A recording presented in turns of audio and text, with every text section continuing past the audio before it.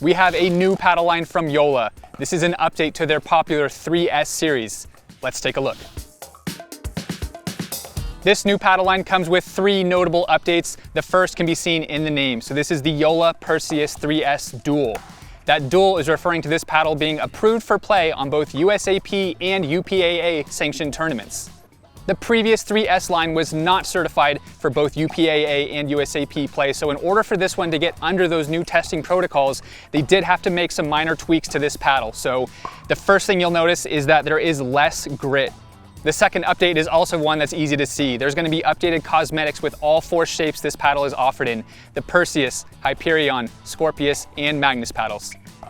And last but not least, the introduction price of this paddle is going to come in at...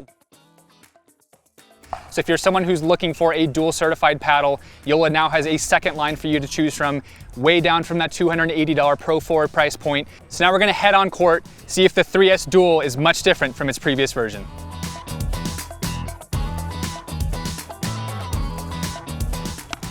You know, the big question with these paddles was how much juice they'd lose getting through that USAP approval process, and whether that change would mess with the overall feel. After warming up with the original 3S models and then switching over to the new 3S Duals, right away they felt a little stiffer and just slightly down in power.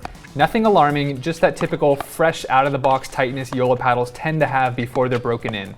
I remember the same thing with both the Pro 4 and the first 3S line. They always start firm and then open up after a few sessions. When JOOLA first launched the Pro 4, a lot of people expected a noticeable drop off in grit and power because of that dual certification, but what we actually saw was slightly less pop, enhanced control, better maneuverability at the net, and slightly more dwell. If you were a 3S player, the switch wasn't hard to make. Still, you could tell by how many JOOLA pros stuck with the original 3S instead of switching to the Pro 4 that there was a small difference in top end power. After a few full games with the 3S Dual, I'd say it feels almost identical to the original. JOOLA says they didn't change the construction much at all, and that claim seems to check out. The face is slightly smoother, so when you're trying to shape the ball or take a full swinging drive, you've got to exaggerate the brush and follow through. But once you make that adjustment, the feedback feels very familiar. Same solid feel we expect from the leading brand on the market.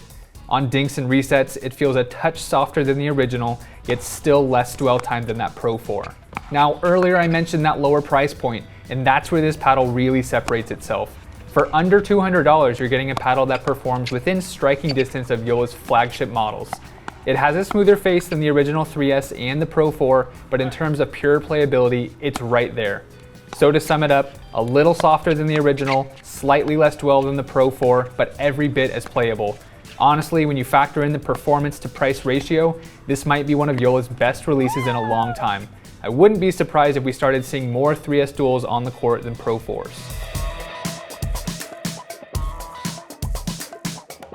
If you want to give this paddle a try yourself, take advantage of our 30-day paddle test drive at pickleballwarehouse.com.